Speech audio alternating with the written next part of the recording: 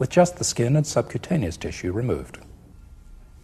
We'll remove the sternocleidomastoid muscles and the clavicles.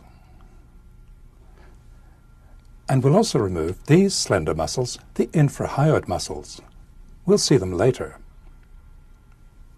This is the thyroid gland. We'll see it later too. For now, we'll remove it. Here's the thyroid cartilage. Here below it is the cricoid cartilage, hidden by the cricothyroid muscle. These two cartilages form the framework of the larynx. The thyroid cartilage is suspended from the hyoid bone, which is here, by the thyrohyoid membrane. Below, the cricoid cartilage is continuous with the upper end of the trachea. Here on each side, this sleeve of connective tissue, the carotid sheath, contains the major blood vessels of the head and neck. We'll remove the carotid sheaths. We'll also remove the musculoskeletal structures behind and below the larynx. Here's the trachea. Here's the esophagus. Here's the lower part of the pharynx. To see the larynx from behind, we'll remove the posterior wall of the pharynx. Here's the opening of the larynx, the superior laryngeal aperture. It faces almost directly backwards. The opening is formed in front by the epiglottic cartilage, on each side by this fold of soft tissue, the aryepiglottic fold, and behind by two important structures that we'll meet in a minute, the arytenoid cartilages. The space that's lateral to the aryepiglottic fold is the piriform recess. Here in front of the epiglottis is the back of the tongue.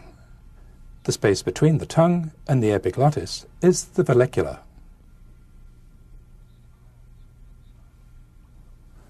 To see the larynx from inside, we'll look at a specimen that's been divided in the midline.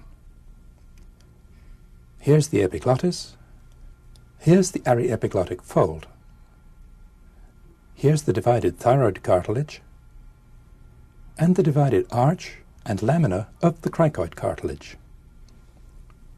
The important features of the wall of the larynx are this small side cavity, the vestibule, and these two folds in the mucous membrane, the vestibular fold above and the vocal fold below.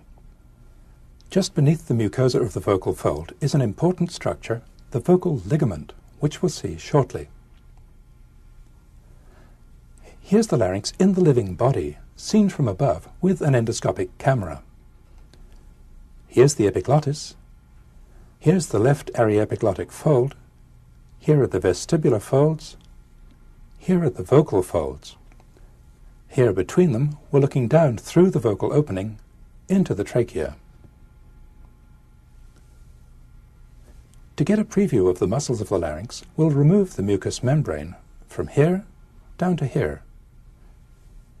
Some of the muscles of the larynx are visible here. Others are hidden by the thyroid cartilage. We'll see these muscles later in this section.